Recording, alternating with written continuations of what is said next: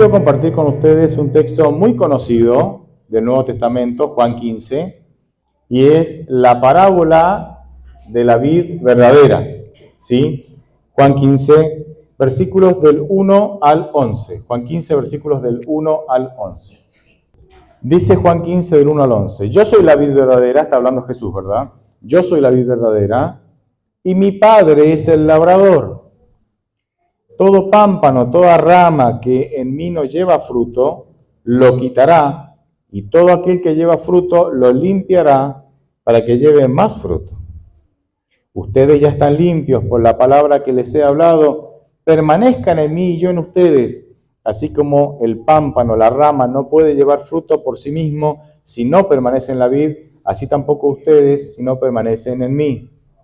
Yo soy la vid y ustedes los pámpanos. El que permanece en mí y yo en él, éste lleva mucho fruto, porque separados de mí, ustedes nada pueden hacer.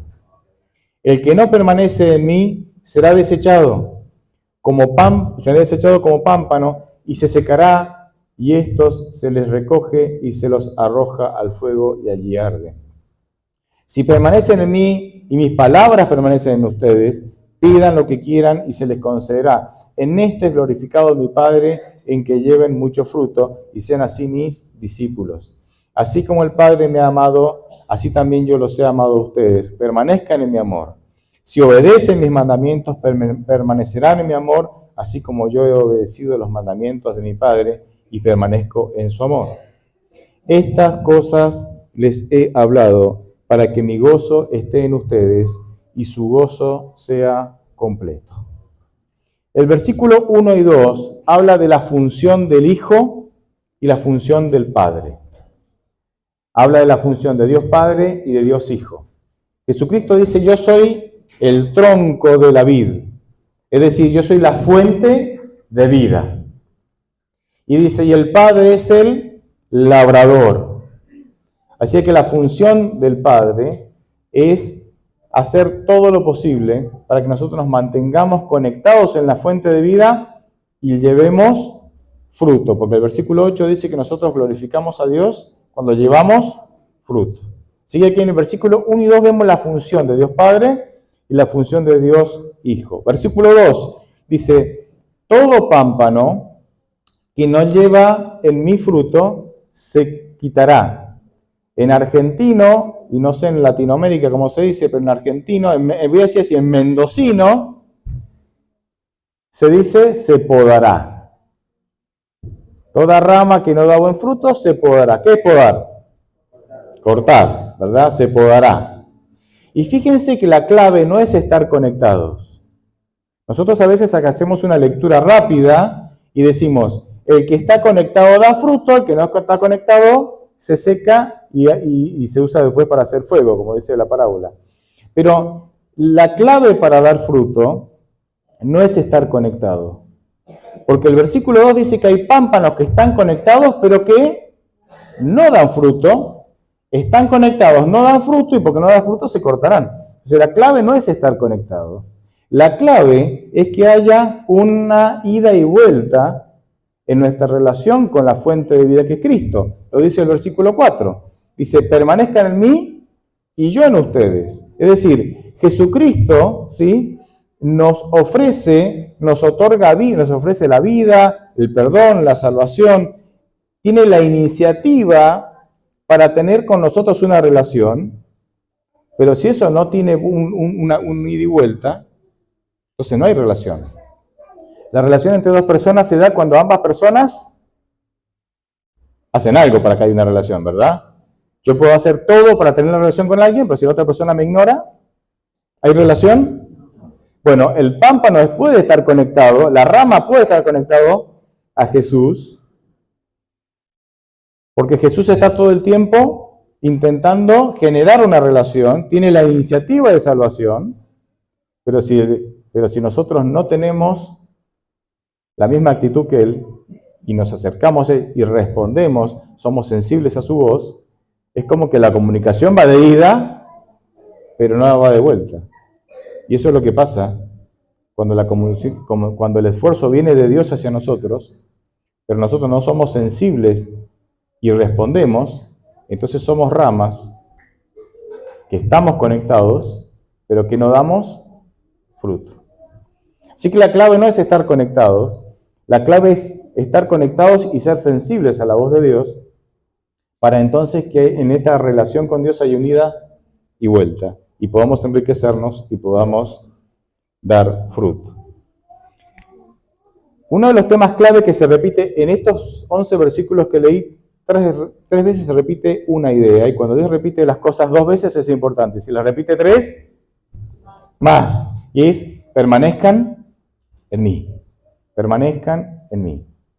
¿Cómo permanecer en mí? Versículo 10, ahí nos da la clave de cómo permanecer en Cristo. Dice, si obedecen mis mandamientos, permanecen en mi amor, así como yo he obedecido los mandamientos de mi Padre y permanezco en su amor. Hay un detalle que es muy importante y que no siempre nos damos cuenta. Acá Jesucristo nos está diciendo, si nosotros somos fieles, permanecer en los mandamientos, ¿qué quiere decir? Cumplir, ¿verdad? Permanecer en los mandamientos significa cumplir. ¿Eso es ser fiel, sí o no? Entonces, ¿cumplir los mandamientos es ser fiel? Sí. Entonces, el mensaje es, si yo soy fiel a Dios, se generan las condiciones para permanecer en una relación de amor con Dios. Ay, pastor, eso es re fácil de entender. Pero ¿saben cómo lo entienden algunos? Algunos lo entienden así. Que si yo soy fiel a Dios, obedeciendo los mandamientos, eso genera las condiciones para que Dios me ame. O genera las condiciones para yo ser salvado. Pero el texto no dice eso. El texto dice que si yo soy fiel a los mandamientos, genero las condiciones necesarias para yo permanecer en la relación. No es lo mismo permanecer que generar salvación. Y esto nosotros miren, aquellos que tenemos alguna relación de amistad, de matrimonio, de pareja, noviazgo, lo vamos a entender perfectamente. De padre a hijo, o hijo a padre, lo vamos a entender perfectamente. Porque miren, 2 personas pueden estar casadas. La víctima van a ser los casados hoy. 2 personas pueden estar casadas, ¿verdad? Y se aman profundamente. Ni una menche. Se pueden amar, chicos. El matrimonio no mata el amor. Bien entendido, hace que el amor crece. Y se pueden amar profundamente. 4 dijeron amén. ¿Qué hacemos, Roque? Sigamos, ¿no? Sigamos, Roque. Sigamos. Pueden amarse profundamente. Pero hay ciertas reglas que van a hacer, reglas de convivencia, que van a hacer que ese amor se profundice cada vez más, crezca y madure cada vez más, crezca exponencialmente, se multiplique. ¿Cuáles son algunas de esas reglas? Ay, casados, no se hagan los difíciles. Que haya buena comunicación, correcto. Eso es una regla para que el amor, para que la relación permanezca. Si no, la relación no permanece. Otras reglas. Que haya confianza. Si no, la relación se rompe y no permanece. Otra. Muy bien. No lo vamos a cambiar al otro. Hay que aceptar las diferencias del otro. Otra regla. Fidelidad. Gracias, me la sacaste, pero... Digo, nadie habla de la fidelidad, dije yo. Fidelidad. Si somos fieles, permanece la relación. Si no, no permanece. ¿Me entienden? Y cosas más cotidianas. No le pongas pimienta a la comida que soy alérgico, ¿me entendés? Si no, la relación no permanece. Sí, la ropa sucia en el tacho de la ropa sucia, no sembrada en toda la casa. No es un almácigo, una huerta de una quinta de ropa. ¿Me entienden? ¿Me entienden? Reglas. Reglas que nos ayudan a que la relación permanezca. Y entonces Dios dice, chicos, yo los amo. Y ustedes pueden amarme, porque yo puedo poner amor en ustedes. Pero hay ciertas reglas que van a contribuir para que esta relación crezca y permanezca. Entonces Dios dice, si ustedes permanecen en mis mandamientos, es decir, si ustedes son fieles al cumplimiento de los mandamientos, vivir en ese estado de fidelidad genera condiciones que permiten que mi relación con Dios permanezca y no se corte. ¿Se entienden? Vos no cumplís los mandamientos para salvarte, porque Juan 14:15 dice, si me amas, cumple mis mandamientos. O sea, la obediencia es fruto de que yo he sido conmovido por el amor de Dios. Juan va a decir en una de sus cartas, nosotros le amamos porque Él nos amó primero. Es decir, cuando yo, iluminado por el Espíritu Santo, entiendo que Dios me ama y todo lo que ha hecho por mí, eso genera en mí el deseo de amarle. Y cuando genera, y ese deseo de amarlo, se manifiesta siendo fiel a sus consejos. Y entre esos consejos, ¿qué estamos? Los 10 mandamientos. Entre esos consejos están los 10 mandamientos. Entonces Dios va a decir, chicos, yo los amo y voy a hacer todo para salvarlos. Pero si ustedes quieren tener una relación correcta y quieren que esa relación permanezca conmigo, dice Dios, sean fieles, permanezcan en mis mandamientos. Son reglas para que podamos tener una correcta relación con Dios. El final es interesante, esto lo vemos en diferentes parábolas. Acá dice que la rama, el pámpano que no da fruto, es cortado, se seca y se usa como leña, ¿verdad? Este final de ser cortado lo vemos en diferentes parábolas, ¿sí? Que es el final inevitable, no es una amenaza, es contarte lo que va a pasar. Muchas veces tomamos las advertencias de Dios en la Biblia como amenazas. Ay, no, mejor me porto bien porque si no Dios me va a dar. No, Dios no es que te va a dar. Dios te está advirtiendo que si te separas de Él, hay cosas que pasan que son inevitables. Y no es Dios castigándote, es vos cosechando las consecuencias de tus malas decisiones de haberte alejado de ¿quién? De Dios, que es la fuente de vida, ¿sí? Pero me quiero detener en lo que dijimos recién, en la poda, en podar. Todo pámpano, toda rama que no da buen fruto, toda rama que da fruto, que sí da fruto, dice que Dios la limpiará, es decir, la podará. Ahora, yo vengo de Mendoza, ahí es zona de vides, ¿verdad? Mis padres hasta el día de hoy tienen un parral de vides ahí en la casa donde viven, ¿sí? Y entonces, ¿cuándo se produce la poda? Miren, se cosecha la fruta. Y antes de la próxima cosecha, ¿qué viene? Cosecha vieja, cosecha futura. Acá al medio, poda. Qué interesante.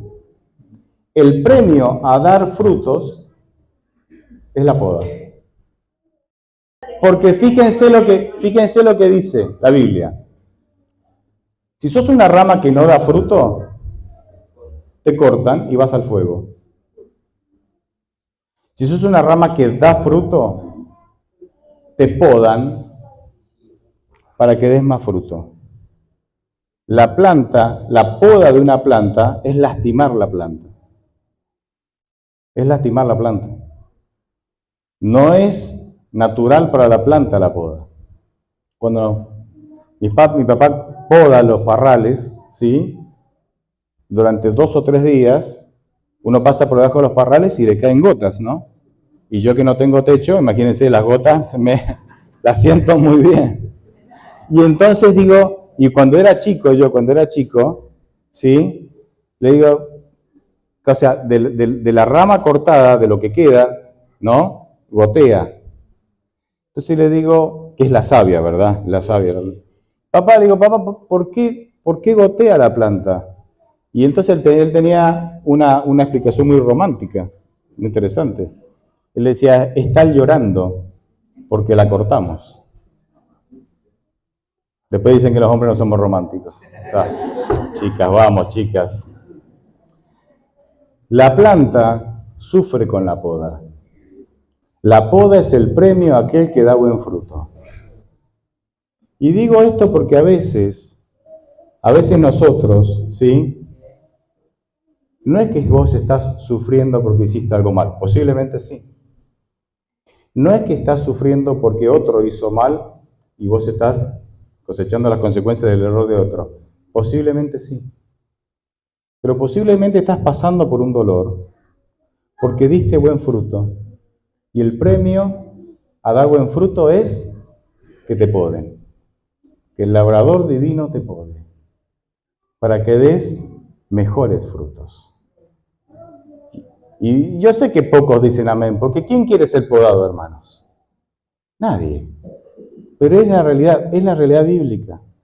Es como que Dios, que lo sabe todo y que te ama y quiere lo mejor para vos, te dice, no llores por la poda, porque perteneces a un selecto grupo de personas que han sido elegidas por mí, por el labrador, dice Dios, para ser podadas. ¿Por qué?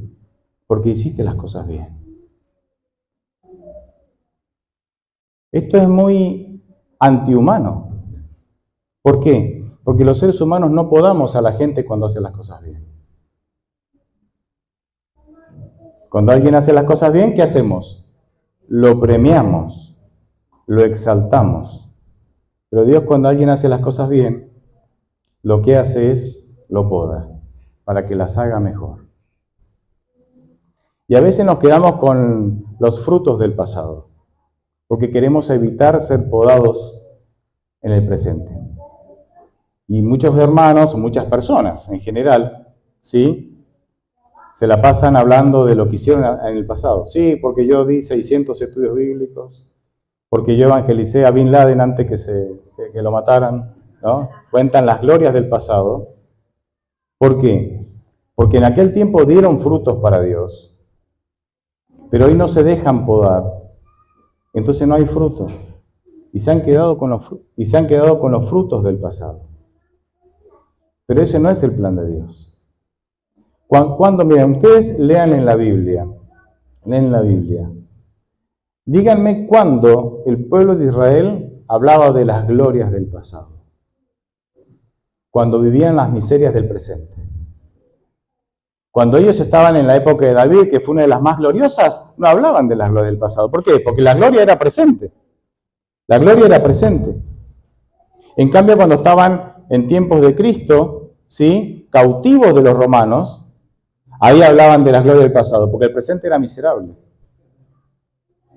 Entonces, Dios no quiere que tengas un pasado glorioso y un presente miserable. Dios quiere que tengas un pasado glorioso y un presente y un futuro más glorioso todavía. Pero para eso te tiene que podarte. ¿Y cuál es la trampa? ¿Cuál es la gran trampa a través de la cual nosotros caemos y nos enfermamos y sufrimos y hasta abandonamos a Dios y la iglesia en ocasiones? ¿Cuál es la gran trampa? La gran trampa es creer que lo que perdimos por la poda es valioso. Dios viene y nos poda y nosotros terminamos creyendo que lo que Dios nos saca por medio de la poda es valioso y sufrimos. ¿Y cómo sufrimos? Y ahí está la gran trampa. Eso genera, cuando yo considero que lo que Dios me saca a través de la poda es valioso, yo caigo en una actitud de rebeldía y frustración para con Dios. ¿Por qué me lo sacaste? ¿Por qué? Y eso genera frustración y un estado de rebelión para contra Dios. Y lo que no entendemos, que el poder de Dios se manifiesta no en lo que nos quita, el poder de Dios se manifiesta en lo que queda. ¿Se entiende? El poder de Dios no se va a manifestar en lo que Dios te quitó. El poder de Dios se va a manifestar en lo que Dios te dejó. Y no sé si ustedes vieron una planta de uvas podada, pero cuando vos podás una planta de uvas, le sacás el 60% de la planta. Le quitas el 60%, queda el tronco y algunas ramas cortitas, ¿sí? Y alguna un poquito más larga, el 60% del follaje y de las ramas son quitadas. Entonces, el poder de Dios no se va a manifestar en lo que Dios te quita, el poder de Dios se va a manifestar en lo que te queda. Vos fíjate, a ver, usá la imaginación, viajá en el tiempo conmigo, tiempo de Elías. 3 años y medio sin lluvia, sequía, y sequía era hambre, porque si había sequía en un pueblo agropecuario no se podía sembrar, había hambre, ¿verdad? Entonces, sequía. Y vos fíjate el contraste que nos vamos a encontrar.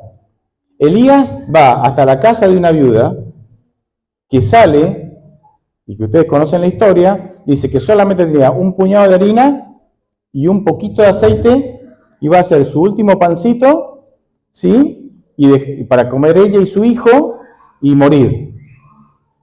Y en contraste estaba el rey Acab, ¿sí? El rey Acab con toda la abundancia, y dice que le daba de comer en su mesa a 850 profetas, y calculo que también sus familias, ¿no? Ahí estaba, con toda la abundancia. Ahora, ¿dónde se manifestaba el poder de Dios? ¿En la mesa del rey? ¿O se manifestó en lo poco que le quedó a la viuda? El poder de Dios se manifiesta en lo que te queda, no en lo que se fue. El poder de Dios se manifiesta en lo que tenés, no en lo que se te quitó. Y a veces nos aferramos a relaciones que ya no funcionan. Ya está, se fue. Y nos aferramos no a lo que se fue. Cuando el poder de Dios quiere manifestarse en lo que te quedó. Y a veces te aferrás al dinero que se fue. Cuando el poder de Dios quiera manifestarse en el dinero, ¿cuántos no diezman y ofrendan porque cómo se van a desprender de eso? Y no se dan cuenta que el poder de Dios se manifiesta en lo que te queda. Por eso desprendete de lo que Dios te pide que te desprendas, porque el poder de Dios se manifiesta en lo que te queda. Y no puede ser solo dinero, pueden ser relaciones, como dije recién, pueden ser planes y sueños. ¿Cuántos se aferran a sueños, anhelos y planes que Dios quiere podar, porque no te suman? Porque él que conoce desde el pasado el futuro, que conoce todo, sabe que ese sueño, ese anhelo que tenés no te va a sumar, no te va a ayudar. Y quiere podarlo de tu vida porque Él quiere ofrecerte sus sueños, sus anhelos, sus planes. Y muchos se aferran a sus planes y entonces empiezan a vivir las glorias del futuro para compensar la miseria del presente de no dejarse podar. Porque cuando yo sea, porque cuando yo tenga, porque cuando yo logre, voy a hacer. Y vienen las glorias del futuro en su imaginación. Porque no se han dejado podar, no han dejado que Dios pode los sueños del presente. Miren, cuando Dios remueve algo de nuestras vidas, solo lo hace para que la próxima cosecha sea más abundante. Así que si vos sos una persona que está dando fruto a Dios, ¿sabes lo que te espera? La poda, que no es agradable, pero que es necesaria. Es necesaria para que no te estanques espiritualmente. El premio a dar buenos frutos es la poda. Y chicos, es así. Dios no premia como el mundo. Nosotros queremos ser premiados como el mundo, ¿o no? Hacer las cosas bien para Dios, venís acá y te damos un premio, te aplaudimos, grabamos tu testimonio, para que el mundo lo conozca. Fama, reconocimiento. No necesariamente eso está mal, pero ese no es el método de Dios. Al que da fruto, Dios le espera como premio la poda para que dé mejor fruto. Y termino con el versículo 11, que dice, es el final de la parábola. Dice, todo esto, dice, yo se los he hablado, para que mi gozo esté en ustedes y su gozo sea completo. Se los leo en la versión Palabra de Dios para Todos, una versión más nueva. Dice, Les he dicho esto para que sientan la misma alegría que yo siento y para que sean completamente felices. ¿Por qué Dios te anima a que tengas fruto? Porque si no, inevitablemente serás cortado. Porque si sos cortado, no sos feliz. ¿Por qué Dios te anima a permitir que el labrador te pode si es que ya estás dando fruto? Porque si Dios no te poda, no vas a ser feliz. ¿Por qué Jesús te anima a permanecer conectado con Él y dar fruto? Porque si estás conectado y no das fruto, no vas a ser feliz. El propósito final de la parábola tiene dos grandes propósitos. Uno, versículo 8, cuando das fruto, sos discípulo de Dios y glorificás a Dios. Objetivo número 2, cuando das fruto y permitís ser podado para seguir dando fruto, sos feliz. Imagine que cada uno de nosotros tenga esa experiencia. Amén. Dios los bendiga.